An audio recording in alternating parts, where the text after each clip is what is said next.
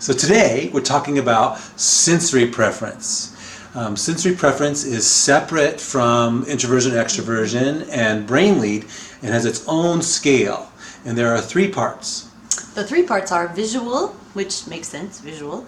Auditory is hearing, listening, and talking.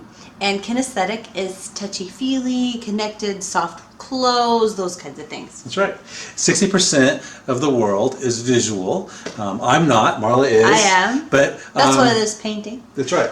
So look. We look good because Marla makes sure we look good. Oh. she's kind of in charge of that. Jamie looks good anyway. So they use words like look, see, and color. Mm-hmm. So 20% of the population are auditory, and auditories are at listening, hearing sounds. So like something an auditory would be very keen on is a squeak in the car or a noise in the car. So I'm not an auditory, I don't even notice it, but Jamie's auditory, highly auditory, and he'll be like, what is that noise? So, and the last one is kinesthetic, and I'm a kinesthetic, right? So 20% of the population, they use feel and touch and movement to express and communicate.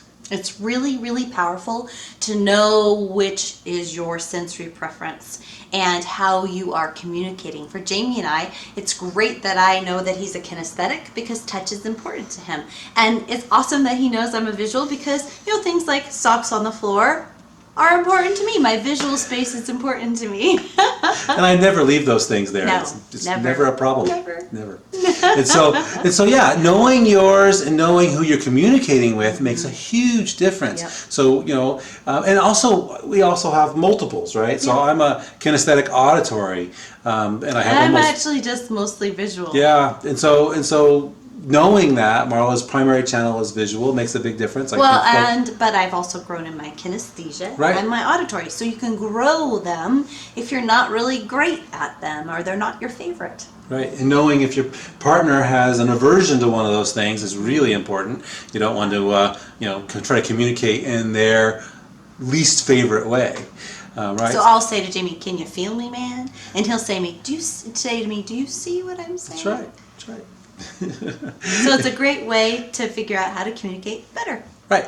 And so all communication really comes from your heart, right? So being present and being passionate about what you're communicating and connected with that will be the strongest thing that you can do. And then these things help you cater your message and get connected with those around you. And so you can get our Our booklet. It's an ideal personality and it has the sensory preference in it for $10. That's right.